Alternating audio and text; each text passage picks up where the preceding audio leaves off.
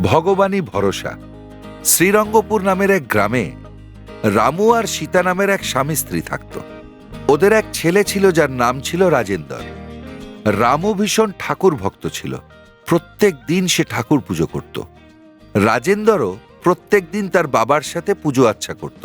একদিন রাজেন্দর জিজ্ঞেস করল, বাবা, আমরা রোজ ঠাকুর পুজো করি তাই না? তাতে আমাদের কি লাভ হবে বলো না? তখন রামু বলল, রোজ ঠাকুর পুজো করলে উনি আমাদের জীবনে সুখ শান্তি দেবেন। কোনো বিপদ হলে উনি আমাদের রক্ষা করবেন। এই জন্যে রোজ সবাইকে ঠাকুর পুজো করা উচিত। বাবার এই কথাগুলিকে রাজেন্দর মাথায় তুলে নিল। সেই দিন থেকে সে সব কাজ ভগবানের ভরসায় ছাড়তে লাগলো। বই খুলে সে বলতো, ঠাকুর, আমি যতই পড়ি না কেন আমি কিচ্ছু বুঝতে পারি না। এবার আমি আপনার ভরসাতেই পরীক্ষাটা লিখব। আমাকে পাশ করানো কিন্তু আপনারই দায়িত্ব। এই বলে সে ঘুমিয়ে পড়ল। পরের দিন সকালে ছোটু এক ট্রফি নিয়ে ওই পথ দিয়ে যাচ্ছিল। তাই দেখে, এটা কি রে ছোটু, এটা তুই কি করে জিতেছিস? ও জিজ্ঞেস করলো। ছোটু বলল, আমি দৌড়ে ফার্স্ট এসেছি, ওই জন্য আমাকে এই ট্রফিটা দিয়েছে। এটা দেখে না মা বাবা কি খুশি হবে জানিস? এই বলে ছোটু ওখান থেকে চলে গেল। রাজেন্দর বলল, ঠাকুর, আমাকেও দৌড়ের প্রতিযোগিতায় জিতিয়ে দাও না। একদিন রামু রাজেন্দরকে বলল, রাজেন্দর, আমার জ্বর হয়েছে, তুমি কি পাশের গ্রামে এই চাল পৌঁছে আসতে পারবে? খুব সাবধানে যাবে কিন্তু। ঠিক আছে বাবা, রাজেন্দর বলল। চালের বস্তা ভরা গরুর গাড়িতে চেপে রাজেন্দর বেরিয়ে পড়ল। ও একটা নির্জন রাস্তা দিয়ে যাচ্ছিল। হঠাৎ গড়গড়িয়ে বিদ্যুৎ চমকে বৃষ্টি শুরু হয়ে গেল।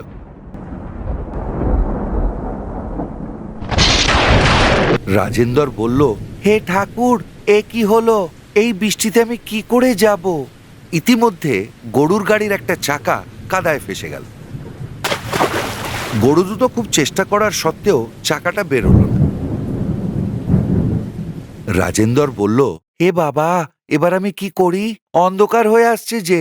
এই নির্জন জায়গায় আমি যদি একলা থাকি, কোনো জঙ্গলি জানোয়ার নিশ্চয়ই আমাকে খেয়ে নেবে। ঠাকুর, আমার রক্ষা করো। ঠাকুর, দয়া করে আমার রক্ষা করো। ইতিমধ্যে ওখান দিয়ে এক সাধু মহারাজ যাচ্ছিলেন। সাধু বাবা জিজ্ঞেস করলেন, কি হয়েছে বাবু? কাঁদছো কেন? এত জোরে জোরে চেঁচাচ্ছ কেন? আমাকে বলো। রাজেন্দর বলল, আমার গাড়ির চাকাটা ফেসে গেছে সাধু বাবা, আমি বাড়ি কি করে ফিরবো? এই জন্যে কাঁদছি আর ঠাকুরকে প্রার্থনা করছি। তখন সাধু মহারাজ হেসে বললেন, দেখো বাবা, সব ব্যাপারে ঠাকুরকে ডাকা উচিত না। নিজেদের আগে চেষ্টা করা দরকার, তারপরে ঠাকুরের ওপরে ছাড়া যায়। তুমি তো গাড়ির চাকাটাকে ধাক্কাও মারোনি। চলো, গাড়ির চাকাটাকে আগে ধাক্কা মারো, তারপরেও যদি না পারো তখন না হয় ঠাকুরকে ডাকবে। রাজেন্দর তখন গাড়ির চাকাটাকে পুরো জোর দিয়ে ধাক্কা দিল। তারপরে চাকাটা কাদা থেকে বেরিয়ে। সাধু বাবা বললেন, দেখো বাবু, তুমি গাড়ির চাকাটাকে ধাক্কা দিতে পারতে, কিন্তু ধাক্কা দাওনি। আমাদের সব চেষ্টা যখন বিফল হয় তখনই ঠাকুরের ভরসায় ছাড়তে হয়। কপালে যা লেখা থাকে তাই প্রাপ্য হয়, তাতেই আমাদের সন্তুষ্ট হতে হয়। বুঝেছ?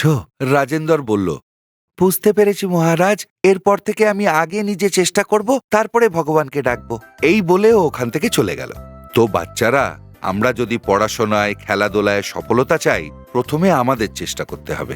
সব জিনিস ঠাকুরের ভরসায় ছাড়লে হয় না, বুঝেছো?